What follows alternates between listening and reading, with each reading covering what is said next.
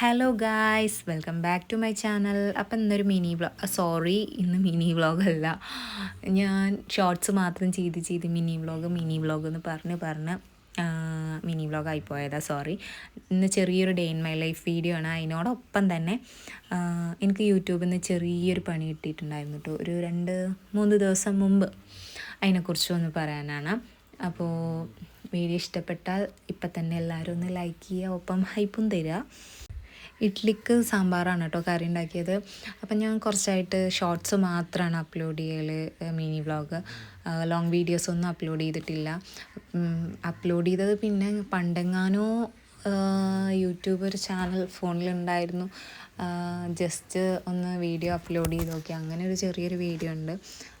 അപ്പം ഞാൻ വിചാരിച്ചു ഷോർട്സ് മാത്രം അപ്ലോഡ് ചെയ്തിട്ട് കാര്യമില്ലല്ലോ, ലോങ് വീഡിയോ കൂടി അപ്ലോഡ് ചെയ്യാമെന്ന് വിചാരിച്ചു. അങ്ങനെ വലിയ ലോങ് ആയിട്ടുള്ള വീഡിയോ ഒന്നുമല്ല, ഒരു 4 മിനിറ്റ് നേരമുള്ള ഒരു വീഡിയോ കഷ്ടപ്പെട്ട് കുത്തിയിരുന്ന് എടുത്ത് അത് കുത്തിയിരുന്ന് എഡിറ്റ് ചെയ്ത് ഒക്കെ ചെയ്ത് റെഡിയാക്കി. ഇവനാണ് കേട്ടോ, അതാ പിന്നിൽ നിൽക്കണ വളവനാണ് എനിക്ക് പണി കിട്ടാനുള്ള മെയിൻ കാരണം.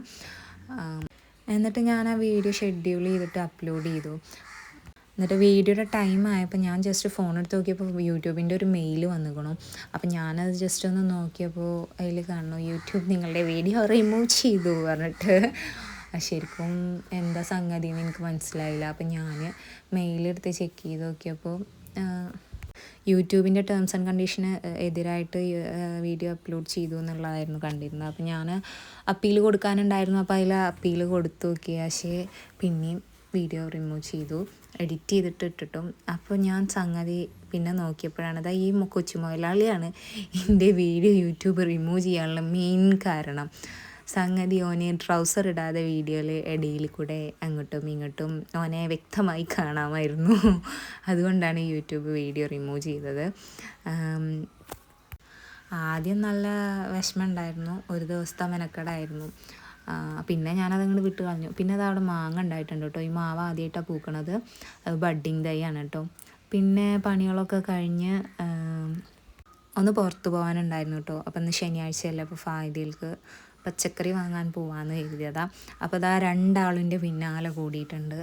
അപ്പോൾ ഇബ്രുവിനെ ഉറക്കിക്കുകയാണ്. ഉമ്മ നോക്കും, ഇപ്പാൻ്റെ വണ്ടിയിൽ തന്നെ പോണത്.